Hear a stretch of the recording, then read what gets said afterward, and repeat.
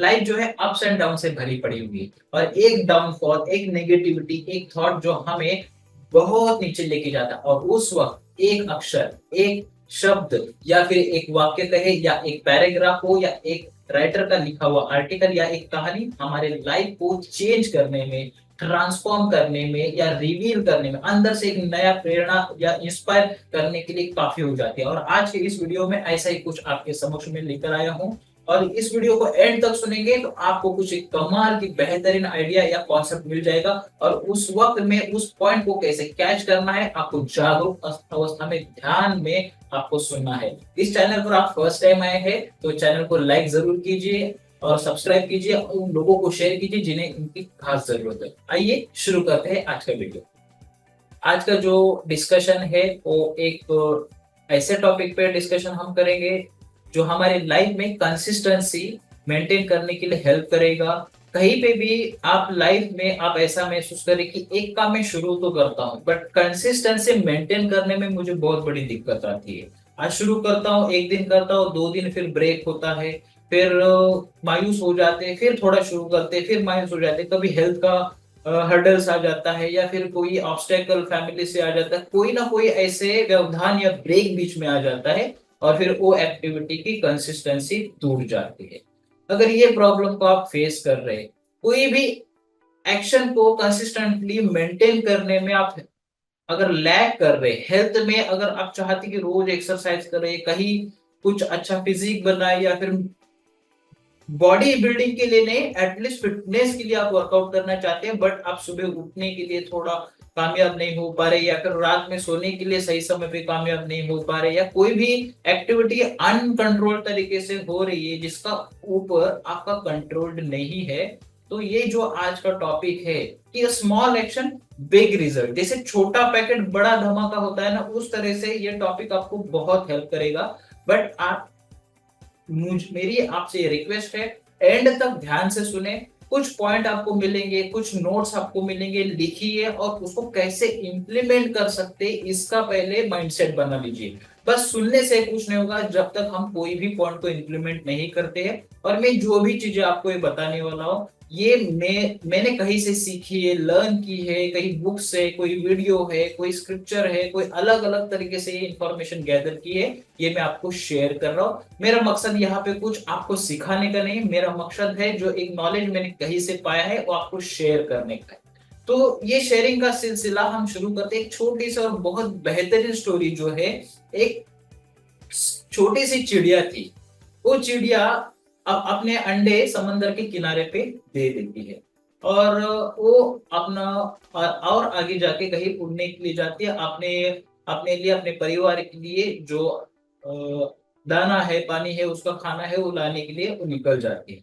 और समंदर के किनारे पे अंडे रखने के बाद वो क्या होता है, हम सब जान सकते हैं कि समंदर के किनारे पे रखने की वजह से क्या होता है कि समंदर का नेचर क्या होता है कि जो उसका बहाव होता है, तेजी, और जैसे भरना है, फिर पीछे पानी जाता है, हाई टाइड लो टाइड जैसे होते रहता है। तो उस वजह से जो चिड़िया के छोटे छोटे से जो 2 अंडे थे वो रख दिए उसने, और हो गया क्या, समंदर ने अपने अंदर उसको खींच ले लिया।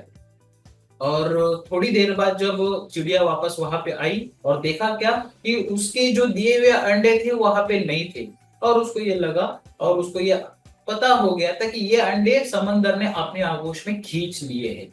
अब इस बात से वो बहुत नाराज हो जाती है, उसका माइंडसेट डाउन हो जाता है कि मेरे जो अंडे हैं, मेरे जो आने वाले जो बच्चे थे उनको अंदर ले लिया, और इस वजह से हुआ क्या, अब वो नाराज हो गए। अब वो समंदर से रिक्वेस्ट करती है कि समंदर जी, आप मेरे अंडे मुझे लौटा दो। अब समंदर इतना विशाल और चिड़िया इतनी छोटी सी, वो इग्नोर कर देते, एकदम अनसुना कर देते हैं। अब इस बात से और नाराज हो जाती है, और रिक्वेस्ट करती कि समंदर जी, मेरे ये अंडे जो है लौटा दो। और समंदर जी जो फिर से वही कहानी कि उसको उन्होंने अनसुना कर दिया। इस बात से समंदर एक डिसिप्लिन सोच लेती है, डेडिकेशन सोच लेती है, कमिटमेंट खुद से सोच लेती है कि बस अब मैं ये एक्शन करूंगी। और वो एक्शन क्या होती है कि अपनी चोंच से एक एक बूंद पानी निकाल के बाहर फेंकती है, और उसका ये निर्णय क्या है कि मैं समंदर को सुखा दूंगी। ये छोटे से चिड़िया ये सोच रही कि मैं समंदर को सुखा दूंगी, और ये एक्शन रेगुलरली करी, आज करे कल करे, कंसिस्टेंटली उसका ये एक्शन चालू है। अब ये बात जो है आजू बाजू फैल रही है, और सब लोग देख के हंस रहे उसको कि ये छोटी सी चिड़िया समंदर को सुखाने के लिए निकली, अपनी चोंच से कितना पानी तो लेके बाहर जाएगी और कितना तो सुखा लेगी। तो इस बात से अनभिज्ञ थी कि समंदर को सुखा नहीं सकती, बट वो अपने डिसिप्लिन पे मेंटेन थी, अपने एक्शन पे मेंटेन थी, और इस बात को सारे जगह फैल गई। पहले तो हंसाई हो रही थी, बाद में लोग थोड़ा सीरियस होने लगे कि भाई ये क्या चल रहा है। अब ये बात जो है सारे पक्षियों में प्राणियों में फैल गई, और पक्षियों में पक्षी राज तक पहुंची, गरुड़ तक पहुंच गई। अब गरुड़ जी तक ये बात जब पहुंच गई तो मामला और सीरियस हो गया, और सीरियस होने के बाद ये चीज फिर गरुड़ राज जी ने सोचा कि जाके चिड़िया को मिलना चाहिए, क्या मामला है क्या माजरा है, जरा बात को करना चाहिए। फिर जब उनकी दोनों की मीटिंग हुई चिड़िया और गरुड़ राज की, तब उन्होंने सारी जो कहानी आप बीती जो बताई, और तब फिर गरुड़ राज ने जो कहा कि मैं आपकी मदद करूंगा। और जब गरुड़ राज जो मदद करूंगा ये सोच के फिर समंदर के पास गए कि भाई ये आप इसके अंडे लौटा दीजिए। अब ये बात गरुड़ राज जो पूछ रहे समंदर को, तो समंदर थोड़ा सा फ्राइटेंड हो गई कि बात थोड़ा आगे बढ़ गई है, अब इसको कंट्रोल कर लेना चाहिए। और गरुड़ राज कौन? गरुड़ राज उनके बेटी के दामाद के फैमिली मेंबर। आप समझ गए होंगे कि मैं रेफरेंस क्या दे रहा हूं। तो इस तरह से वो डर गए और उनको चिड़िया के अंडे लौटाने पड़े। तो एक छोटा सा चिड़िया का action, consistent action, disciplined action, जो कमिटमेंट था, वो डायलॉग है ना, मैंने एक बार कह दी तो मैं अपने आप की भी नहीं सुनता, वो डायलॉग वो चिड़िया ने कहा नहीं कहा, पता सुन लिया और फिर उसने एक्शन कर लिया। इस तरह से एक छोटी सी जो बात है हमें हेल्प करती है, और ये चिड़िया से हम लोग क्या लर्निंग लेसन ले सकते हैं, आप जरूर कमेंट कीजिए, जरूर आपके माइंड में क्या चल रहा है, इससे हम लोग क्या आगे जा सकते हैं, छोटी सी चिड़िया क्या कर सकती है हम देख रहे हैं। तो इस बात को देखकर हम क्या कर सकते हैं क्या नहीं कर सकते आपको तो अभी अंदाजा हो गया। फिर भी अपने माइंड में रहता है कि अलग अलग ब्रेक थ्रू रहते हैं, इंफीरियरिटी रहती है, एक इंफीरियर कॉम्प्लेक्स रहता है कि ये मेरे साथ सही नहीं है, ये मेरा ब्लॉक है, ये मेरा ब्रेक है। तो देखते हैं कि क्या क्या ब्लॉक हम कैरी करते हैं, इंफीरियरिटी कॉम्प्लेक्स जो हमारे माइंड में चलता है वो क्या है। सबसे पहले अगर इंफीरियरिटी कॉम्प्लेक्स क्या आता है कि मेरी हाइट कम है, और बॉलीवुड इंडस्ट्री या फिर जो मॉडल होते हैं कोई कोई ऐसा सोचते हैं कि मैं मेरी हाइट कम है और मैं चार लोग में जाऊंगा तो अच्छा नहीं लगता है मुझे। अगर दुनिया को अच्छा लगे ना लगे, बट अपने अंदर हमको अच्छा नहीं लग रहा है, मतलब इंफीरियर कॉम्प्लेक्स क्रिएट हो रहा है। और इस वजह से होता यह है कि हम आगे बढ़ने से एक कदम पीछे आ जाते हैं। अगर हाइट से अगर परेशानी होती तो सचिन तेंदुलकर जी क्रिकेट में क्या इतिहास रचा हमको पता है, और उनकी भी हाइट इतनी ज्यादा नहीं थी जैसे जनरल लोगों की है। और स्पोर्ट इंडस्ट्री में जैसे स्पेशली क्रिकेट में हाइट एक स्टैंडर्ड हाइट होनी चाहिए, फिर भी उनकी हाइट कम है, और उन्होंने वो हाइट कम होने को एडवांटेज बना लिया, ऐसे ऐसे शॉट्स बनाए जिससे हम जानते हैं कि बॉलर परेशान हो जाते थे, हाइटेड बॉलर इतनी हाइट से वो बॉल डालते थे, और सचिन तेंदुलकर उस बॉल को कहाँ भेजते थे हम सब जानते हैं। तो हाइट का मामला उन्होंने अपनी लिस्ट से हटा ही दिया, उसको स्ट्रेंथ बनाया। एक एग्जांपल ऐसा एक्सेप्शन नहीं है, और भी बहुत से एग्जांपल है। जैसे अगर देखा जाए तो A R Rahman music industry में एक ऐसा आइकॉनिक पर्सन जिनकी हाइट इतनी नहीं है, बट उन्होंने ये समझा कि मेरे हाइट से कुछ भी नहीं है, और शायद उन्होंने ये सोचा भी नहीं कि शायद सचिन तेंदुलकर जी को ये रेफरेंस रहा होगा कि हाइट ज्यादा और सही होना क्रिकेट में जरूरी है, बट इन्होंने शायद इग्नोर ही किया होगा। और ए आर रहमान जी ने अपने ब्रेन से क्या क्या ट्यून्स क्रिएट किए, आज दुनिया उनके धुन पे नाचती है। तो ये मैजिकल क्रिएशन हुआ। अब कुछ लोग सोचते हैं कि मेरी एज बहुत छोटी है, मैं 16 साल का हूँ, मैं 26 साल का हूँ, मैं 36 का हूँ, मेरे एज कम है तो मेरे पास एक्सपीरियंस कम है, इस वजह से मैं अच्छा परफॉर्म नहीं कर पाता। और कुछ लोगों का रिवर्स होता है कि अब तो मेरी एज 60 हो गई, अब तो 65 हो गई, अब तो 70 हो गई, अब तो मेरा वक्त निकल गया। तो दोनों तरह से ये गेम चलते रहता है। और कुछ लोग सोचते हैं कि अभी आधी उम्र तो निकल गया, अब क्या बचा है जिंदगी, अब जिएंगे तो बच्चे लोग के लिए जिएंगे, जिए लोगे तो दूसरे के लिए जिएंगे। तो ये पॉइंट ना लोगों की लाइफ में, अपने लाइफ में चलता है। अगर आपके माइंड में ये पॉइंट चल रहा है तो ये सावधान होने वाला इशारा है कि age is the just number. हम कैसे उस चीज को लेते हैं।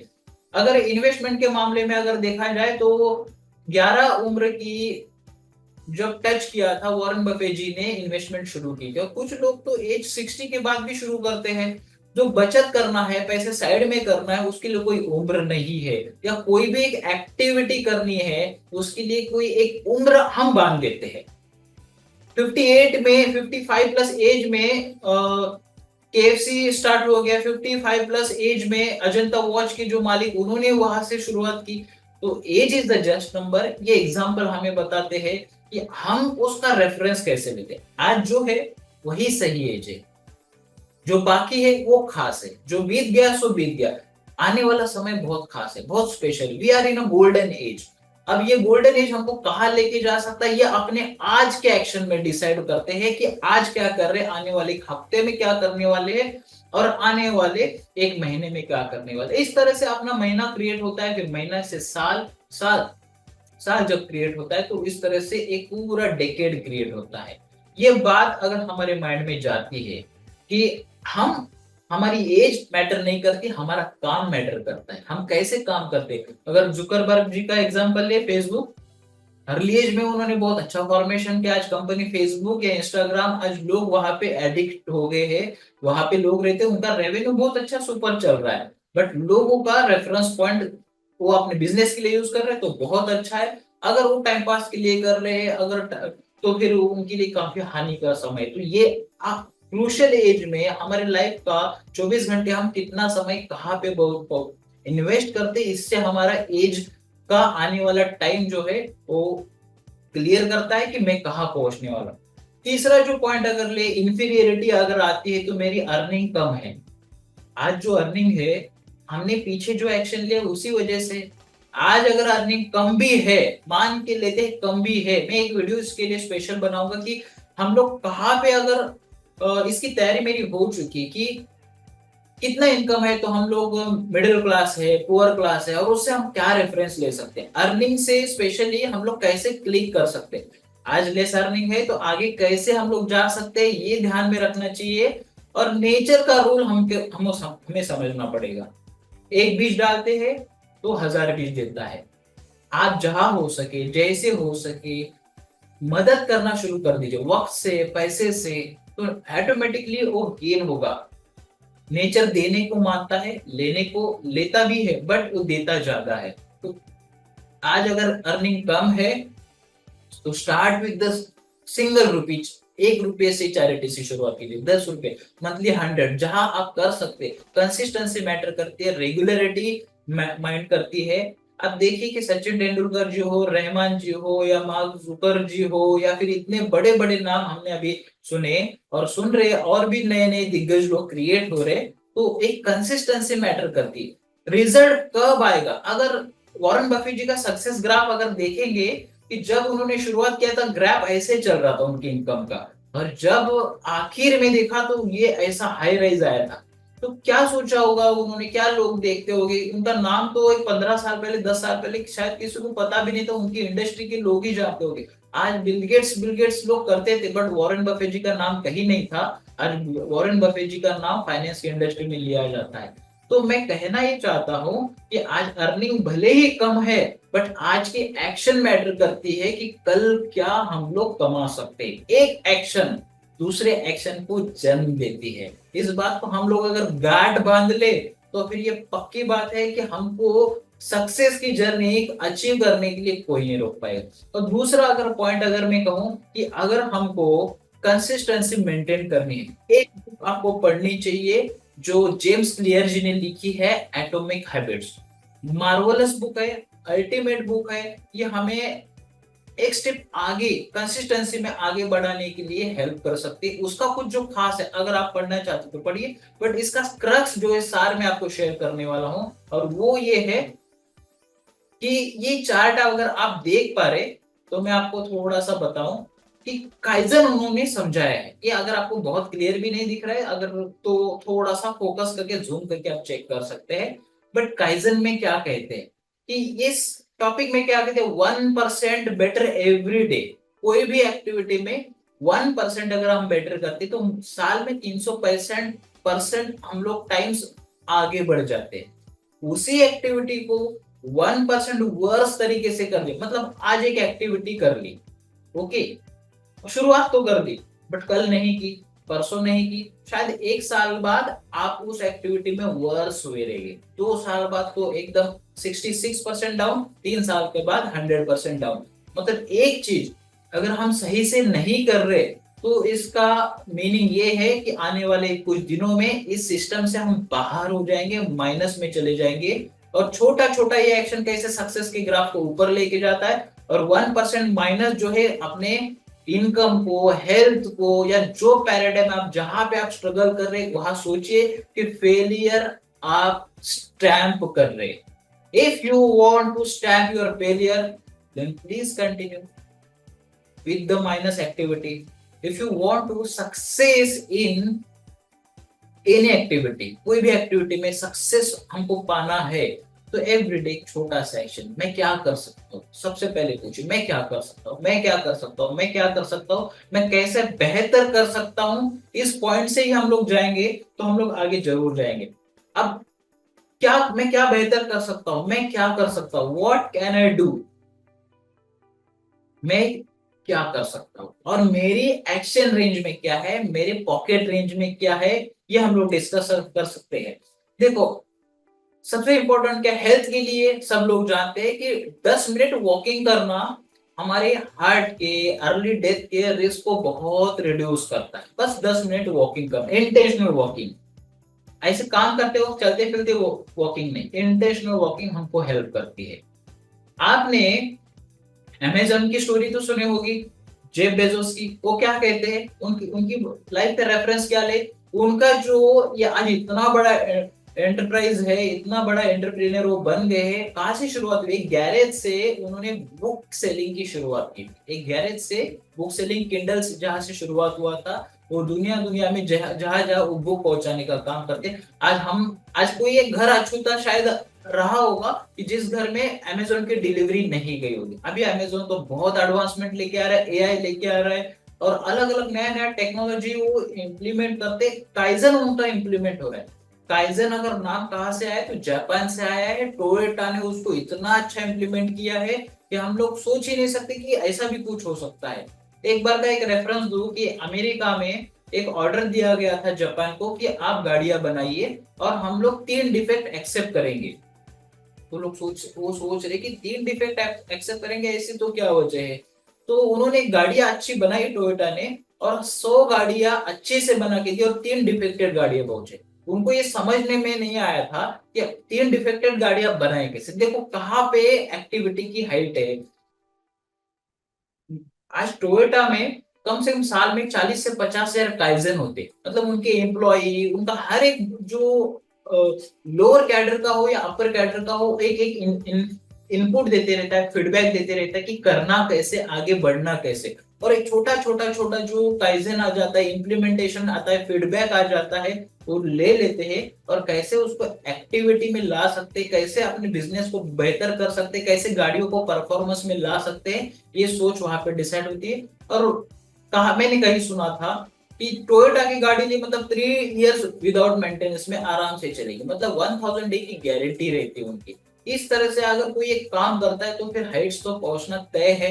और आज हम देख रहे कि टोयोटा ऑल टाइम मतलब रेगुलर पे वो अपना हाइट मेंटेन करके रखे, मार्केट का स्टेक उनका अच्छा है। अगर वही कंपैरिजन में देखें तो वोक्सवैगन का एक न्यूज आया था और वोक्सवैगन आज डाउन पे है, वहां सेल कम है। शायद इंडिया में ओवरऑल वर्ल्ड वाइड अच्छा हो सकता है। एक एक्शन से सारा गेम चेंज हो जाता है। हम कौन से एक्शन लेते, एक बड़ी एक्शन लेते, बड़ा गेम चेंज हो सकता है, पर छोटे छोटे एक्शन रोज लेते हैं तो बहुत मेजर चेंज आता है कि आप भी सरप्राइज हो जाएंगे कि ये ऐसा मेरी लाइफ में कैसा हो गया। You will be the person of change, you will be the person of transformation. और चेंज और ट्रांसफॉर्मेशन के बाद कुछ आता है तो रिविलेशन, अपने अंदर से एक प्रेरणा आती है, आप खुद को रिवील कर पाते, नए तरीके से खुद को बाहर लेके आ पाते। हम क्या एक्शन लेके आ सकते हैं, एक छोटी सी एक्शन में 100 कैलोरी माइनस करूंगा, चाय में शुगर जो डाल रहा हूँ आधी कर दूंगा, या फिर खाने में जो मेरा शुगर आ रहा है या फिर जो मैं स्वीट कंज्यूम कर रहा हूँ, कहाँ पे मैं 100 कैलोरी, रोज 100 कैलोरी, साल में महीने में कितना हो गया 3650 कैलोरी, अगर डाउन कर देते महीने में सिर्फ 3650 कैलोरी डाउन होती, मतलब एक दिन में हमको 2000 कैलोरी की जरूरत पड़ती है, लगभग 1500 से 2000 कैलोरी की अगर जरूरत पड़ रही है, मतलब हमने जाने अनजाने में 2 दिन का फास्ट किया, उपवास किया, इतना बड़ा चेंज होता है। 2 दिन का फास्ट अगर नेचुरली हो जाए तो फिर बॉडी में चेंज तो आएगा। और शुगर या फिर जो भी सॉल्ट या फिर मैदा, कोई भी चीज जैसे हेल्थ के लिए रिस्की होती है, वैसे फाइंड आउट कीजिए मैं मेरी हेल्थ के लिए क्या बेहतर कर सकता हूँ, मैं मेरे काम में क्या अच्छा इनपुट डाल सकता हूँ, मेरी लाइफ में ग्रो करने के लिए आपका फ्रेमवर्क क्लियर होना चाहिए। मेरा ये फ्रेमवर्क है, इस चीज को मुझे इस टाइम में अचीव करना है, माइलस्टोन ये टाइम पे मुझे अचीव करना है, तो आप जरूर अचीव कर पाएंगे। अचीव भी नहीं कर पाएंगे तो मिजरेबली फेल नहीं होगी। कंसिस्टेंसी एक्टिविटी जो है में वे अहेड लेके जाती, गेम चेंज कर देती। अब इस चीज को हम लोग अभी अभी आपने ध्यान से सुना, आपने कुछ पॉइंट लिखे होंगे, उस पॉइंट को हम लोग समराइज करेंगे। देखो, सबसे पहले जो छोटी चिड़िया का कंट्रीब्यूशन है, वैसे हर एक व्यक्ति की अलग अलग स्टोरी होती है। ये चिड़िया का कंट्रीब्यूशन पूरे लोगों को जागरूक करने में काम आया है। तो अपना जो ये कंट्रीब्यूशन है आज खुद के लिए, परिवार के लिए, देश के लिए, दुनिया के लिए, ये शायद लोगों के लिए एक नया चेंज आ सकता है। तो कभी भी इंफीरियरिटी कॉम्प्लेक्स नहीं रखना है, जो है जैसे ईश्वर ने हमें परिपूर्ण बनाया है, हमको कहीं आधा अधूरा नहीं रहा, जितनी जरूरत थी वैसे हमको बनाया है। और उसका सही इस्तेमाल करके, कुछ हर्डल्स है, चैलेंजेस है, उसको एक्सेप्ट करके जो बेहतर करेगा वही तो वीर कहलाएगा, वही तो शौर्यवान कहलाएगा, वही तो आगे बढ़ेगा। तो इंफीरियरिटी कॉम्प्लेक्स का गेम हटाना होगा। माइंडसेट बहुत मैटर करता है स्किल सेट से। डेल कार्नेगी जी कहते हैं कि 15% जो है अपना स्किल मैटर करता है, पर 85% अपना माइंडसेट मैटर करता है, कैसे हम खुद से और लोगों से कम्युनिकेट करते हैं। एक छोटी सी एक्शन, एटॉमिक हैबिट्स, 1% का ग्रोथ, एक एक्शन को एवरीडे 5 मिनट, 1 मिनट, 2 मिनट, जितना हो सके कंसिस्टेंटली करे।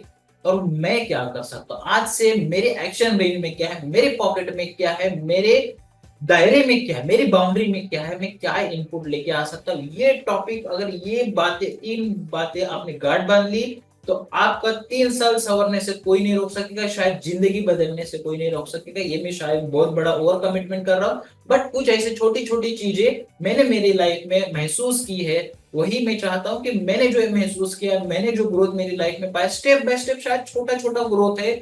हाँ, वो ग्राफ बहुत ऐसा चल रहा है, बट कंसिस्टेंटली एफर्ट करने के साथ कभी गेम चेंज हो जाता है, हमें पता नहीं चलता। और लोगों को लगता है कि जैसे ऋतिक रोशन जी का कहो ना प्यार जो मूवी अचानक से सुपरहिट हो गया, तो अचानक तो कुछ नहीं होता, वो कंसिस्टेंट एफर्ट है, वो काम आता है। शाहरुख खान जी को ओवर स्टार कहते हैं कि बहुत बड़ा स्टार है, तो कभी कुछ उनके एफर्ट के बगैर उन्होंने नहीं पाया है। वो 20-20 घंटे काम आज भी करते हैं, रेगुलर काम करते हैं। तो जो जो बड़े बड़े नाम हुए उसके पीछे एक खास स्टोरी होती है, खास खास इनपुट होता है। हम भी अगर इनपुट रेगुलर दे तो हम भी बड़ा रिजल्ट हासिल कर सकते हैं। तो दिस इज द थिंग कि एक छोटा एक्शन बड़ा रिजल्ट कैसे ला सकता है, ये हम लोग वर्कआउट कर सकते हैं। तो हमारे अभी जो मेन फोरम में जाएंगे हम लोग और डिटेल में डिस्कशन करेंगे। और ये वीडियो को आप लाइक करें, शेयर कीजिए और अपने नियर एंड डियर्स को भी स्प्रेड कीजिए। आप यहाँ तक देखें, मतलब आप कमिटेड है अपनी लाइफ से और आगे बढ़ना चाहते हैं। तो फिर मिलते हैं अगले वीडियो में। Bye bye.